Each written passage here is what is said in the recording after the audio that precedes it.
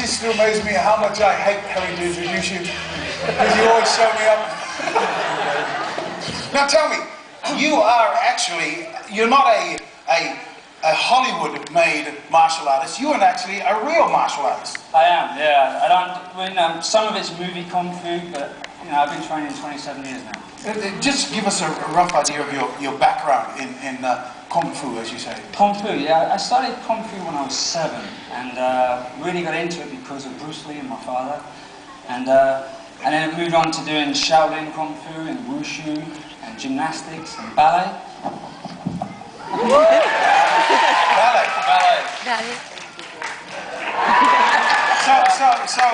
So here's a big burly guy, and you grew up in London. Yeah. So the boys would have loved you to say, "Oh look, I can't play soccer. I'm off to ballet." Well, it was kung fu. That was kung fu. Yeah. You don't tell them you're doing ballet. All right. Well, it's good enough for Billy Elliot. It's good enough for you, I suppose. Exactly. Yeah. Now, in talking about this, and you must have had a pretty fierce drive when you were young, as a 7-year-old. I mean, I have children, and they like things for about that long, and then it's gone again. So, what was your motivation? I loved it. I just loved watching kung fu movies. Really, my dad loved sci-fi movies, and that's where my love for Star Wars came in. And it was just something that was always a challenge. I never found it easy, but there were certain things that I picked up that kept me going. And I just loved the culture about it. I loved the whole history about martial arts, and it just really, helped me out as a man and to develop through life, and from keeping me off the streets and making me a better person. Do you feel that immersing yourself not only in the physical side of it, but also in the cultural side of it, yes, and what it meant, yes, has really enhanced your kung fu? Yeah, definitely. I travelled to China and Malaysia when I was 14. I was a member of the Great Britain Wushu team. And just travelling to other countries and experiencing other cultures really was a big blessing for me. And I loved the culture, and I loved, the martial arts. I loved the whole, the history behind it, and also the whole mentality, the mental approach to it as well. Now, when you talk about martial arts, everyone knows that there are different styles of martial arts. Now, you have covered from wushu right through to Shaolin Kung Fu, as you said. Can you give me a demonstration as to what the different styles, the soft and the hard styles of martial arts would be? Sure, like with wushu, the competition wushu, it would start from here and come out, and there'd be a pose, like really open, a bit like Peking opera, moving. Yeah, so it's all about the attitude, chest out, up, straight. But you're always strong in that stance, right? You have to be, but we like it. Yes. And then you have the Tai Chi side, like really soft, and it's flowy, but still powerful within. And then Shaolin is more contained, punches, deep stances. I had asked you this question before, but especially with Star Wars, with Episode 1, where I've got to say that you were probably one of the signature characters in Episode 1 in the Star Wars saga itself. What did you have to adopt to fight Ewan McGregor, who was, I'd say, 5'8"? A little bit, yeah. Yeah, and Liam Neeson, who was 6'1". Yeah. Now I'm 6'2". But, the different styles, and you had to fight them both at the same time. Yeah. How did you go about doing that? Well, especially in this scene here, there was a lot of variables in the height and where we were attacking and blocking. And the Shaolin and Wushu style came in very handy for me, because it was deep stances. But the only problem was, because Liam is so tall, those deep stances didn't work from him, because I'm hitting at his shins. So he had to be the way down here like this. Yeah, raise it up a little bit. Yeah, he was like, Ray, can you just bring it up a little? And I'm like, all right. So I brought it up, and to keep the level with Ewan and Leon. And so that was a challenge for me, because I'm so used to hitting down low.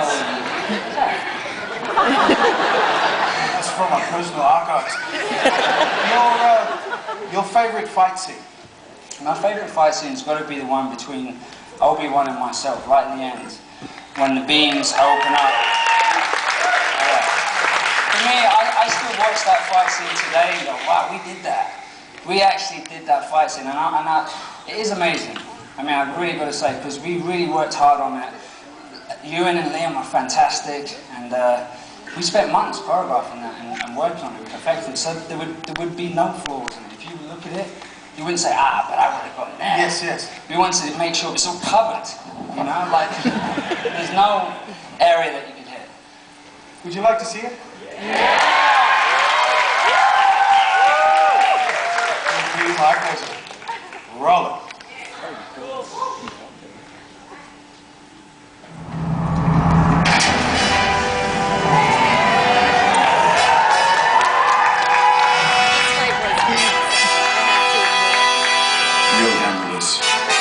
We'll take a long way.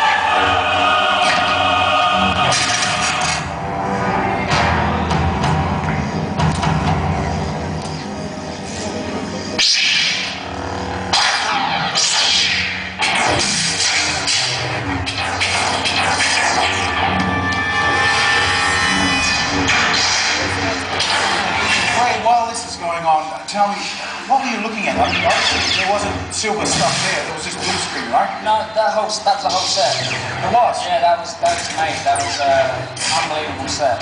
And it was a nice big drop down there as well, so I was very scared of falling in. And you had the contacts in? Contacts in. Was it difficult to see through them? It was. Very. You know, at the same time worried about falling in, I didn't want to get hit at the same time. Well, you know I'm a lover, not a fighter. Me too. This is just for movies. Right. There's great intensity here. Did they cut this up or did they just shoot it as a whole sequence? They cut it up, yeah. This was the whole shot. This is our 1, 2, 3 fight. We named this 1, 2, 3. Ewan was back. He was great.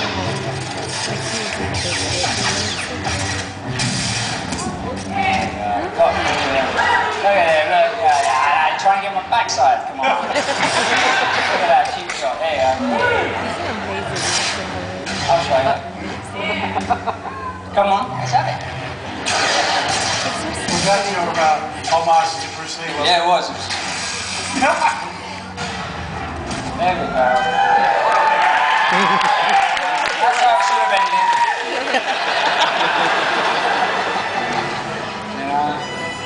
See? Come on, Jedi. And that's how, yeah.